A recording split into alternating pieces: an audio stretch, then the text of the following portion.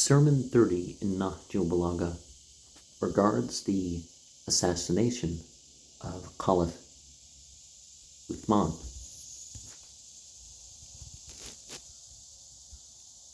Ali reminds the people that if he had responsibility,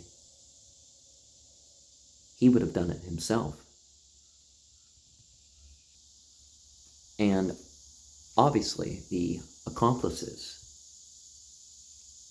are such that a person can't look at that and say that they are better than those who weren't accomplices in such. And money was of the motivations behind this. And people, in their revenge and all that, commit excesses. Some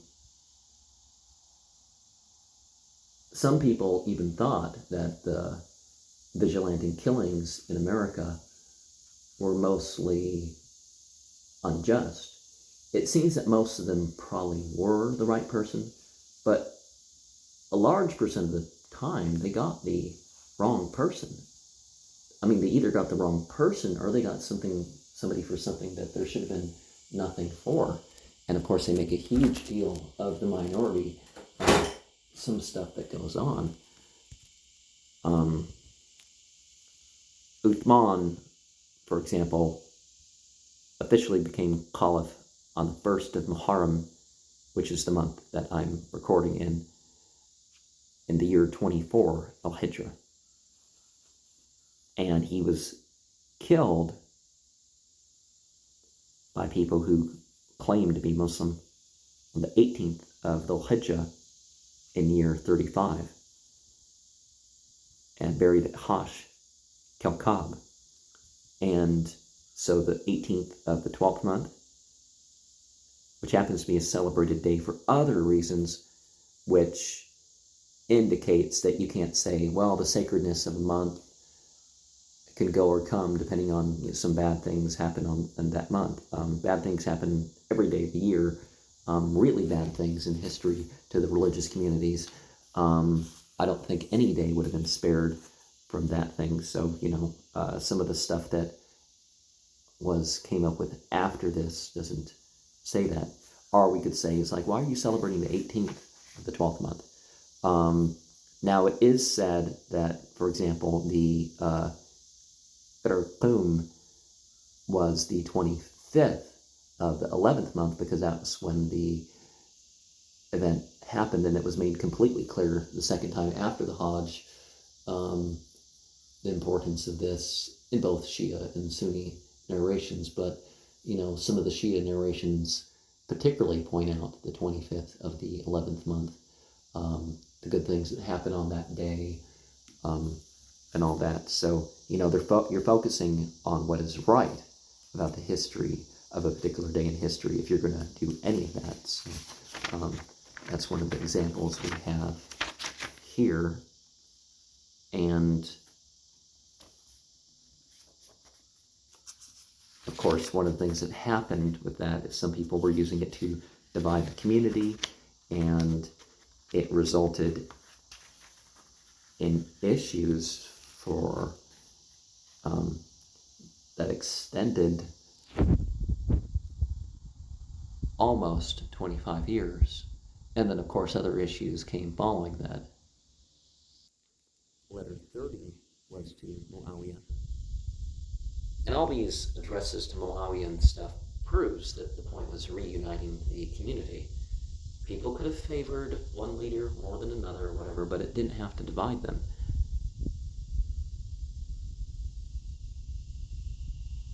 And I'm not sure what they mean by ego, because in psychology, ego is the mental construction of consciousness.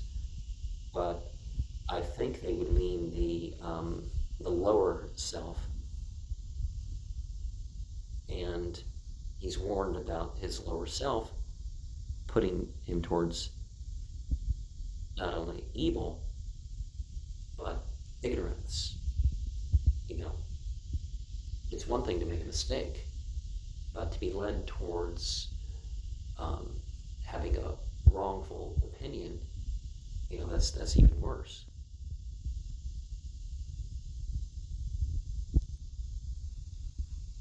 And the way has been laid down. Rather than these people who grew up in the darkness and I don't know, it hasn't came yet, and all that sort of stuff. The spiritual path that we're expected to follow, that's been laid down. If we think about it, the details for our own lives will become apparent. There's people we can talk to with knowledge and all that. And if you step outside, in some respect, a lot of stuff can end up following suit. And the shining highways and the clear signs and stuff like this is like the original use of the term tune. So in a way, Islam is sort of on the biblical Zionism rather than the blood and soil Zionism, because we're looking towards those clear signs that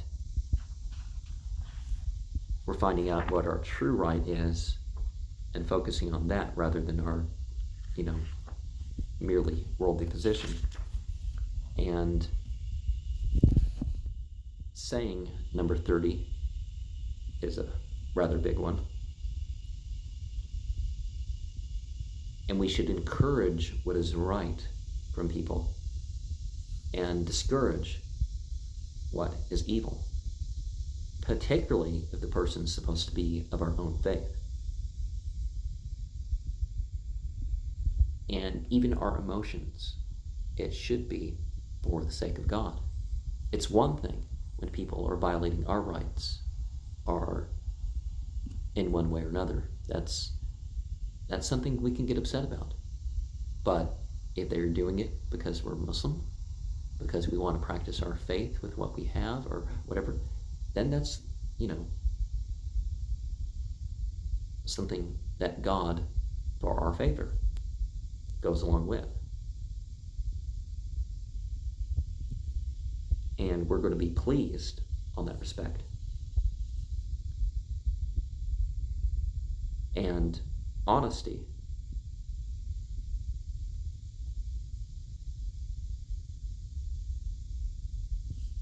is a jihad. And not liking what is, having a, not liking is just not liking, but, hating what is wrong. Not necessarily the person, but hating what is wrong. That's part of the jihad. And the essential, the real world deeds, and the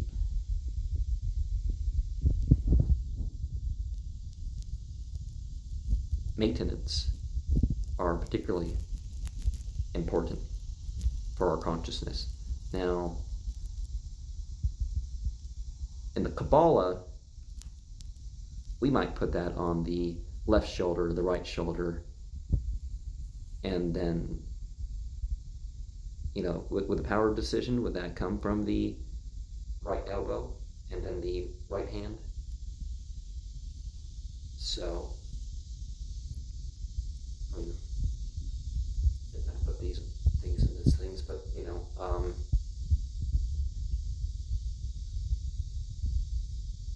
and your belief, you can be, you want to be on what's right. You want to work on your perception. You want to work on your understanding. You want to be able to do something with it. And you want to